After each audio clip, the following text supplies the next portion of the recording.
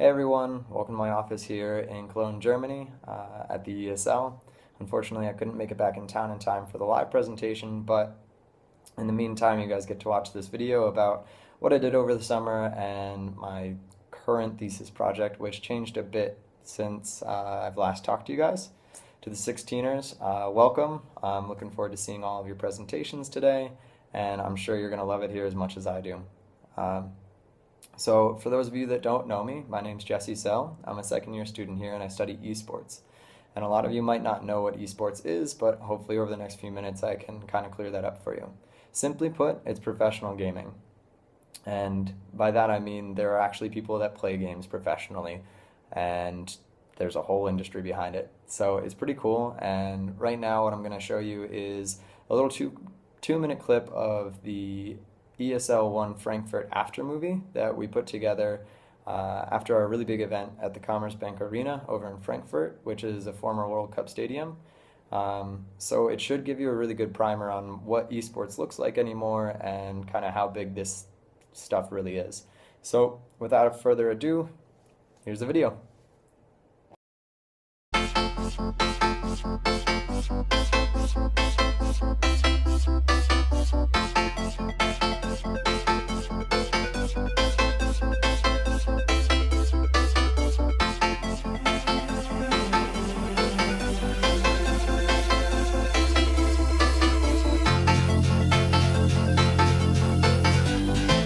Welcome to ESL 1 Frankfurt!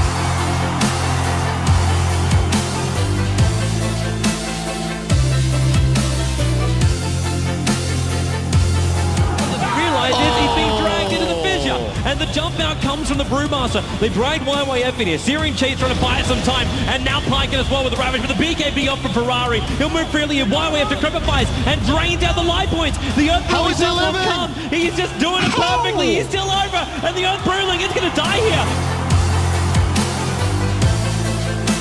I think the whole time IG had the upper hand in the strategy.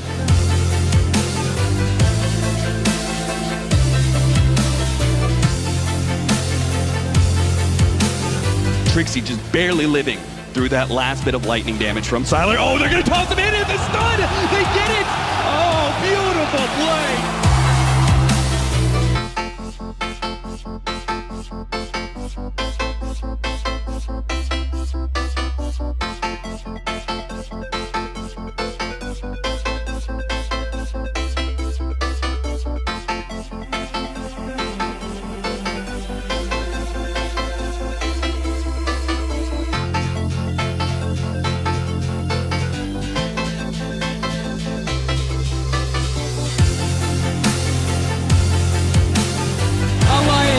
Get the big damage killer on Cloud9, and they do it all the way, 83 minutes in, and they take it.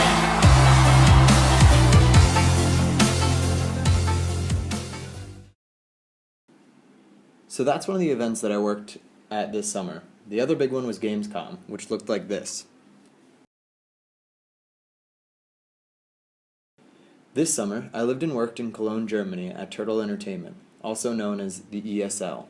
I worked in between the PR and editorial departments, but got to see everything that goes into making these crazy huge events that they put together. So now I'll tell you what esports actually are. There are a good number of video games which are considered to be esports. Unfortunately, there isn't really a list of criteria that make a game an esport. It's a pretty organic process which turns a competitive multiplayer video game into an esport. People involved in esports are typically gamers themselves who engage with the titles they enjoy in a very unique way. Esports titles ask a lot of their players and in turn create whole scenes dedicated not only to playing the game, but watching and following professional players. The ESL 1 Frankfurt event was one of the bigger esports events, but as things have been growing so fast, events of this size are becoming more common. It's a bit tough to wrap your head around, millions of people coming together to watch others playing video games for money. As most people in esports will tell you, it's gone from a few guys in arcades and convention centers holding LAN events to filling stadiums in just 20 years. If you're getting technical, it all began with these guys back in the 1980s, with games like Kong and Pac-Man and setting world records. But it's been an incredible journey from scenes like this to events that look like this. While pictures of the crowd showing up to these events are cool to look at and fun for me to show you, live spectators actually make up an extremely small amount of people compared to the overall viewership for these events. Esports consumption happens primarily online through websites like Twitch TV and YouTube. As an example, the Frankfurt event had 25,000 live spectators over the weekend, but 4 million tuned in just on Twitch TV. And as I've told people here before, the League of Legends World Championship had a total of 32 million live concurrent viewers on Twitch and YouTube. So that's a brief introduction to esports in general. Clearly there are a ton of interesting and crazy things happening within it. As the scene grows, more and more topics come up that are worth investigating, and there are a lot of scholars out there looking at this phenomenon from many different angles. I'd like to now introduce where I'll be heading with my thesis. I've modified my project slightly over the summer to make it more applicable for going into the industry after graduating. The elevator pitch goes like this. I'll be investigating both esports and traditional sports production and broadcasting to highlight the hurdles of esports broadcasting and which aspects of traditional sports media have been and can effectively be implemented into esports broadcasting. Particularly, I want to show what esports broadcasters can learn from traditional sports broadcasting. As I mentioned before, the majority of viewers for esports come through live streaming sites like Twitch TV. So let's take a look at what a typical viewer sees when they're watching a live stream. Equally dropping. No focus yet. Now they got the last super. The Hex Universe. He's almost there straight away. The arrow from Chuan gets the kill. Nathan, who got scorched earth stolen, but oh no, RTZ. Look at the damage being dealt. He gets destroyed. GG. 26 minutes in. Invictus Gaming. I'm sure almost everyone watching in that room right now is completely and utterly confused. What you're looking at on screen makes no sense at all if you don't play the game yourself. In fact, I don't play this game, and it makes no sense to me either. And here's where one of the major hurdles of esports comes in, and where esports have started borrowing from their traditional predecessors. If you look at almost any sport, and in this case a game of football, even with no knowledge of the game, it makes sense. There are two teams heading in two different directions carrying a ball. Visually, it's incredibly easy to follow.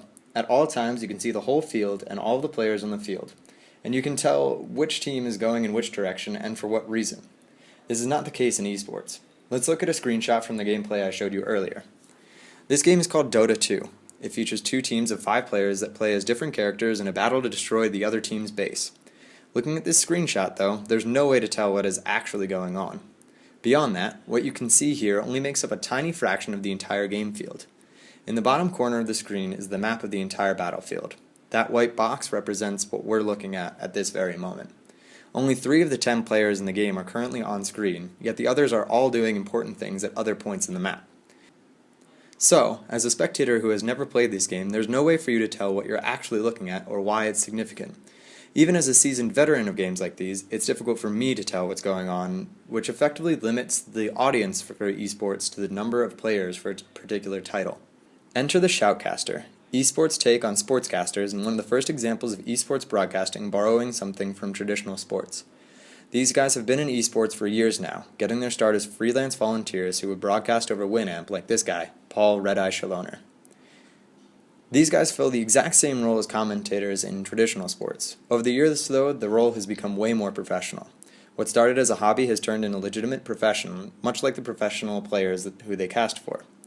The further we go, the more these casters have been emulating traditional sportscasters. They now rely on the same system as most sports. One caster provides play-by-play commentary, describing the action on the screen, while the other adds in color commentary, filling details for viewers to break down the complex action and technical jargon of the play-by-play caster. This setup is just one example of the things which esports have borrowed directly from traditional sports. Companies like ESL, Riot Games, and Valve Software have been shifting significant resources into production value, including hiring talent from traditional sports broadcasting such as Ariel Horn, former Emmy winner for his work in the 2004 Olympics.